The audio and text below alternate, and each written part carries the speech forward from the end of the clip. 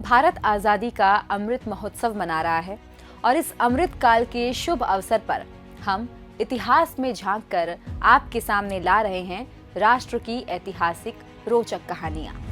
राष्ट्र प्रतीक अर्थात भारत की राष्ट्र पहचान का आधार। इसकी विशेष पहचान और विरासत का कारण राष्ट्रीय पहचान है, जो भारतीय नागरिकों के दिलों में देशभक्ति और गर्व की भावना को महसूस कराता है। यहाँ बहुत सारे राष्ट्र प्रतीक हैं जिनके अपने अलग अर्थ हैं। आइए जानते हैं उनके बारे में। भारत का राष्ट्र चिन्ह। भारत का राष्ट्रीय चिन्ह सारनाथ स्थित अशोक के सिंह स्तंभ की अनुकृति है, जो सारनाथ के म्यूजियम में सुरक्षित है।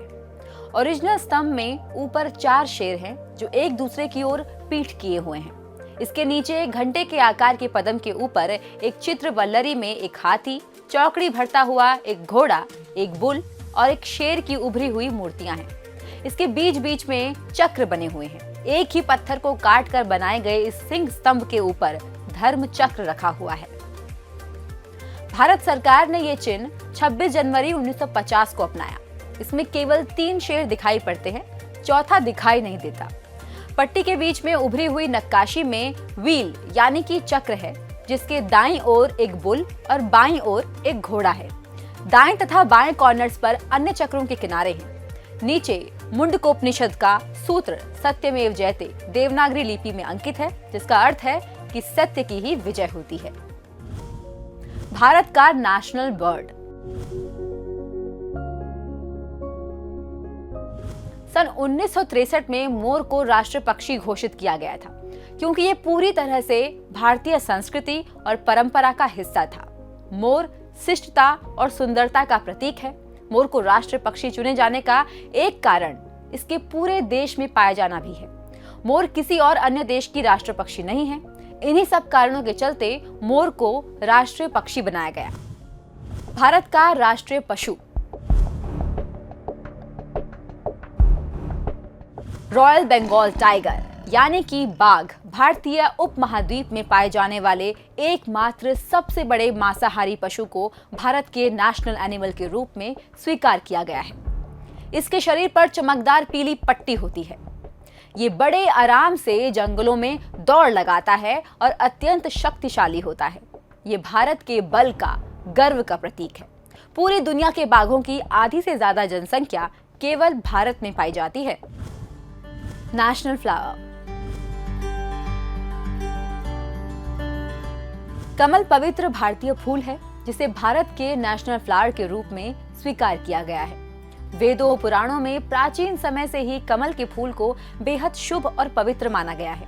ये भारत के पारंपरिक मूल्यों और सांस्कृतिक गर्व को प्रदर्शित करता है।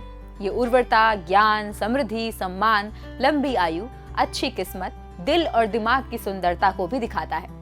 इसका प्रयोग धार्मिक अनुष्ठानों आदि के लिए भी होता है। भारत का राष्ट्रीय फल आम।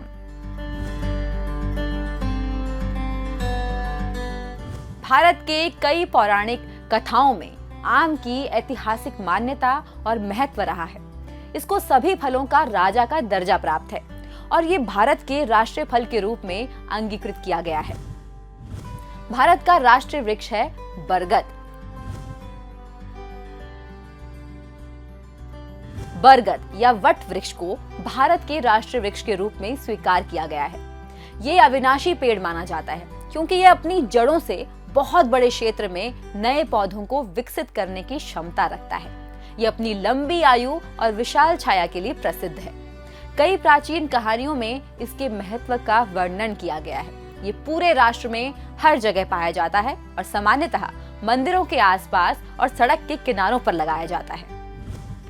भारत की राष्ट्र नदी गंगा।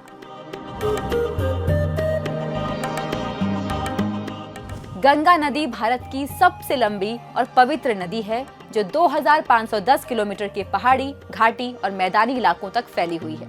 प्राचीन समय से ही हिंदुओं के लिए गंगा नदी का बहुत बड़ा धार्मिक महत्व रहा है।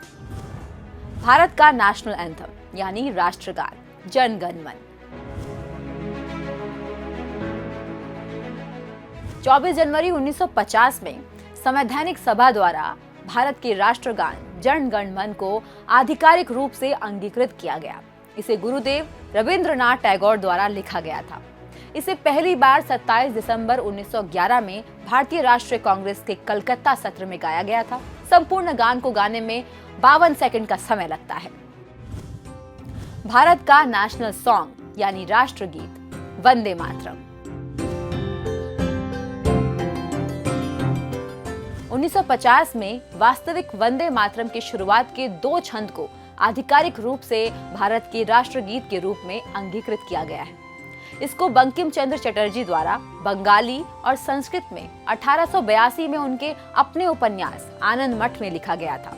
इसे पहली बार सन 1896 में भारतीय राष्ट्रीय कांग्रेस के राजनीतिक संदर्भ में रविंद्रनाथ टैगोर द्वारा गाया गया था। तो ये थे भारत के राष्ट्र प्रतीक, उनका इतिहास और उनका अर्थ।